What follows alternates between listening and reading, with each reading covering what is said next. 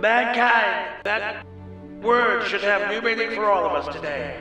We can't be consumed by our petty differences anymore. We will be united in our common interests. Perhaps it's fate that today is the 4th of July, and you will once again be fighting for our freedom. Not from tyranny, oppression, or persecution, but from annihilation. We're fighting for our right to live. And should we win the day, the 4th of July will no longer be known as an American holiday, but as the day when the world declared in one voice, we will not go quietly into the night. We will not vanish without a fight. We're going to live on. We're going to survive. Today, we celebrate our Independence Day. Happy 4th of July in this, the greatest country on earth. It is the greatest country because of our founders, and our greatest founder, inarguably, is George Washington. George Washington fought a lot of wars. He was obviously a man who was very good at that, won us our independence, then became president, and then upon leaving office, he warned America of one very important thing. Don't get entangled in foreign conflict. Effectively, don't go about the whole damn world looking for fights. Stay out of them. Wars are costly in American treasure and in the most valuable American treasure, American lives. So stay out of it, was George Washington's final words, which is really prescient. I want to show you an image that George Washington would have loved. Here, ladies and gentlemen, is an image of somebody who also held the office of President of the United States, Donald Trump. And what is Donald Trump doing? He's shaking the hand of a dictator, a leader of a nation who we're supposed to be at war with. A reminder, there was no peace treaty ever signed in the Korean War. There's just a demarcation zone that says these two nations, North Korea will be here and South Korea will be here. America fought on the side of the South Koreans. America's the only reason there's a South Korea. Donald Trump is effectively meeting a world leader that he's technically at war with, and he's getting what? Welcomed into North Korea. Look at him shaking hands, smiling at each other, bridging a gap, making peace. This is something that everybody should want, especially in our modern time, which seems our leaders only know how to make war and are so unbelievably stupid and suicidal in the way they do it.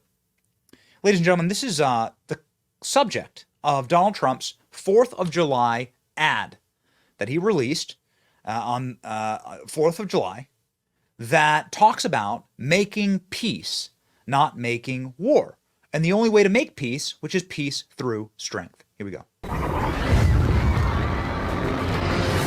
Before thousands were brutally killed, including Americans. Before Iran helped Hamas plan the attack, killing Americans. Before Biden gave billions of taxpayers' money to Iran. Trump played hardball with Iran. Destroyed ISIS. Kept the Middle East at peace.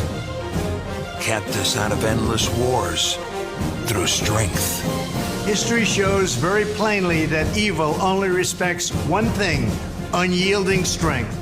When I'm back in the White House, our enemies will know if you spill a drop of American blood, we will spill a gallon of yours. President Trump, the strength we need to make America strong again. I'm Donald J. Trump, and I approve this message.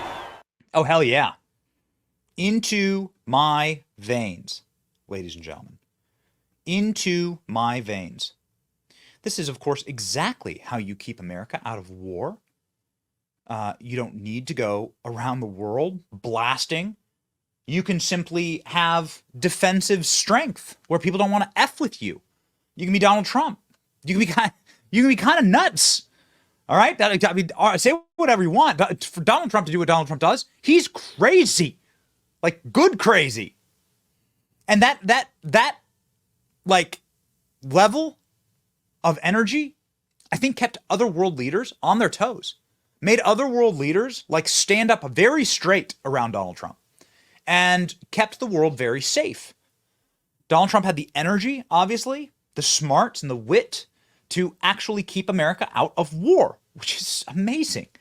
Joe Biden is now about to start 3-4 new world wars. There are 4 different places around the world where conflict is escalating upwards. Of course, there's entire generations that have just been wiped off the face of the earth due to Joe Biden's incompetence and his bloodlust, because these people know how to do one single thing, which is go to war. Them and their friends get rich off it. Another way, obviously, to keep America out of war is making sure that your enemies know what will happen to them. You heard there in the ad, drop of American blood, gallon of your blood. That statement is true. Listen to Wesley Hunt, a veteran, a member of Congress, and I think actually still active service member, talk about the negotiations between Donald Trump and the Taliban. My favorite President Trump story. This is my number one favorite of all time. When we were negotiating with the Taliban, while President Trump was still the president, President Trump wanted to get out of Afghanistan, but he wanted a conditions-based withdrawal, meaning that you do what we tell you to do, and then we will start pulling troops back slowly as long as you abide by our rules. It's President Trump and Mike Pompeo, and they are talking to Taliban leadership in the room, and they had one translator in the room. President Trump looked at the Taliban leader and said this: I want to leave Afghanistan, but it's going to be a conditions-based withdrawal. And translator translated. And he said, if you harm a hair on a single American, I'm going to kill you. And the translator goes, and Trump goes, tell him that. Yes. Tell him what I said. Tell him what I said. Reached in his pocket, pulled out a satellite photo of the leader of the Taliban's home and handed it to him. Shut up. Got up and walked out the room. See what I say? Crazy? Like good crazy? Like nuts, man. Like that's actually, that's how you win sports games. Like this is how you win in negotiations. Like you have to be ready to do the mic drop. You have to be ready to draw a red line and mean it. And people respect that. Power respects that. Game respect game. Incredible. That's why we were at peace. I love this ad. I think it's exactly the right message. It strikes like the perfect tone for the 4th of July. 4th of July, obviously, we celebrate our service members, but our service members are there to keep the peace. Like they don't want, I don't know, a single person that wants to go die in some desert, right? Like thousands of miles away from your home, go die for some foreign country in the Middle East or in Europe or anywhere. No American generation has ever wanted to do that. That like you want to defend what we have here. And the most honorable thing that you can do for an American service member, the number one way you can honor them, is to actually not send them into forever wars or pointless wars. What exactly did you do what exactly did we get in Afghanistan? We lost thousands of lives there. And now what? We've handed it entirely back to the Taliban with who we are funding. No, man, no. I mean, that's such an insult to our service members. I think that's how you insult our service members. No, the best way to respect them and their service, and I thank you for your service, honor them for their service, is to not get into pointless wars anyway. Not get into any war. Stay out of wars. And to defend what we have here in America, which is awesome. And that uplifting spirit is what Donald Trump posted yesterday in an amazing ad. Because you have to have something to fight for, right? And so Trump posted this ad, and it's so awesome. It is one of the more inspirational ads I've ever seen, the president post. And yeah, I mean, this is what we're fighting for, right? 2024, it's our final battle.